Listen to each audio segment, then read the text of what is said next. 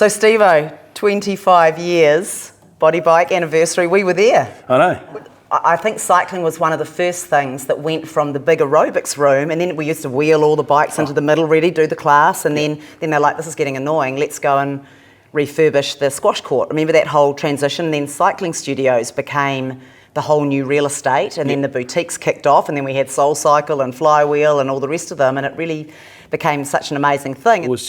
It wasn't a cycle room anymore, it was like a cycle experience. So really clean, really professional, great colour in there. You know, you put on great music, great instructor. The rest is history. Hilarious. And then, you know what's been really satisfying for me is to see, in some of the bigger establishments, just to see how many bikes will go in a room now, and just that vibe, you know, when you're shoulder to shoulder with a whole group, with biometrics coming in, everyone's wearing like the straps and the bands and the rings and all of these things, and kind of that whole world kind of coming together with something very simple, but also with the technology coming in, so I can measure or not measure. You know, but you will be rest assured you get a fantastic feeling, and I think you can read your power and speed and all the stuff that just, you know, the technology is next level, and body bike's always been there. Yeah, I think it is, and I think what we're also seeing in the fitness industry, and that's what I'm tracking a lot these days, is that fitness is becoming bigger now, it's becoming health.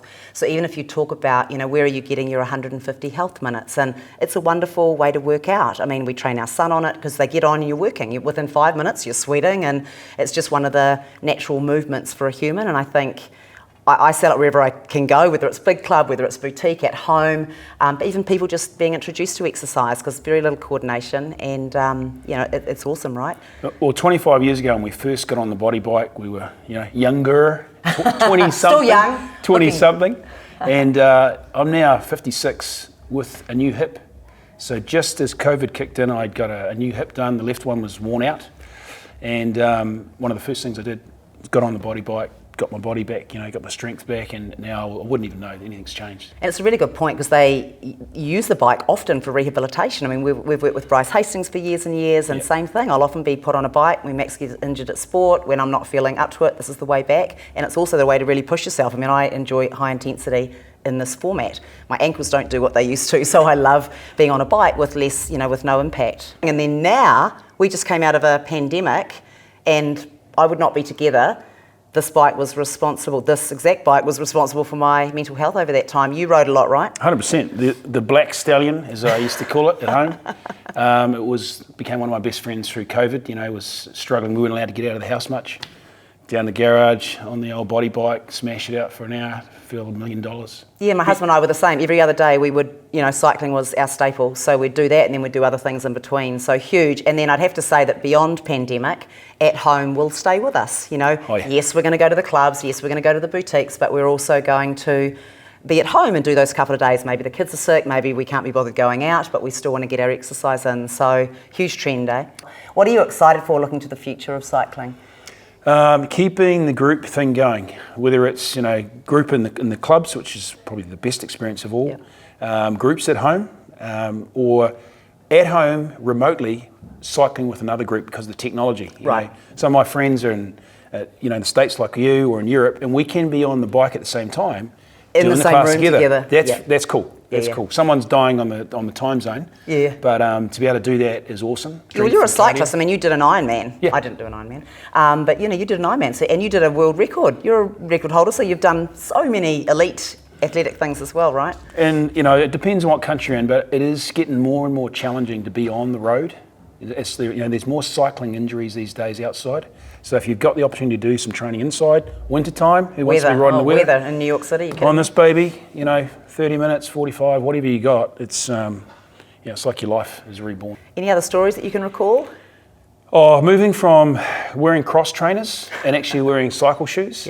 So a lot of us were doing, you know, aerobics back in the day, and we'd jump on the bikes, and you know, pretty much breaking my feet on every class at the beginning, and then we got to actually put on proper cycle shoes. And the difference, oh my God, you know, like you could actually feel the pedal properly, and you mean like my little babies here? Oh yeah. Whereas it's all about fashion. Whereas with me, I'm still got the cross trainer, you know. Well, that muscle was sort of swollen.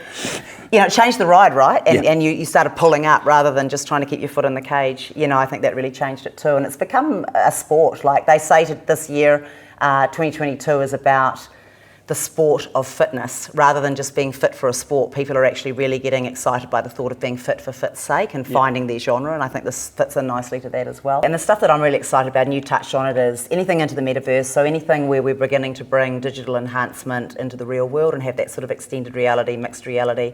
I think that's going to be very powerful, and I think we're going to feel more, so you and I can be together, so there's that social side of it. We can have, augmentation. I can be chasing metrics if I care about metrics. Not everyone cares about metrics. Some people like to feel things, some people like to measure things, some people like a bit of both. But we all want to know that we're not wasting our time, we want to feel great. So, I'm looking forward to the metaverse and whatever that's going to mean. I think that by the time they get the eyewear down, this is going to be a perfect tool, because we already wear sunglasses when we're riding outside. So once it's not this and we're not sweating so much, I think that's going to be very interesting. I think we literally will be able to be in another world, and there are programs already out there that are doing that. So that really excites me. Connected fitness is really exciting for me. I think people have been very excited by being gamified, whether it's leaderboards, whether it's badges, whether it's streaks, whatever it is, that ability, whatever turns you on to keep going and keep turning up. And the thing I love about cycling, and you mentioned it as well, is that it's such a great team or partner or friend or colleague vibe. And, we've just done so many great corporate classes over the years, which is one of the most high stress, really hard to get people engaged in something, often a non-coordinated group of people who are working too hard. And forums like this, when you get them together, can just change their life. I just find that it's really incredible. So those are some of the things that I'm looking forward to in the cycling future for the next 25 years, I guess. Yeah, and the other bit that I like is what Bodybike are doing with their publications, their digital publication. Yes. I was sort of keeping up to date with all the trends, and you can contribute to it. And so you sort of feel like, yes, you're receiving information, but you can also be involved in the creation of it. Yes. So it's like the world's biggest cycle club.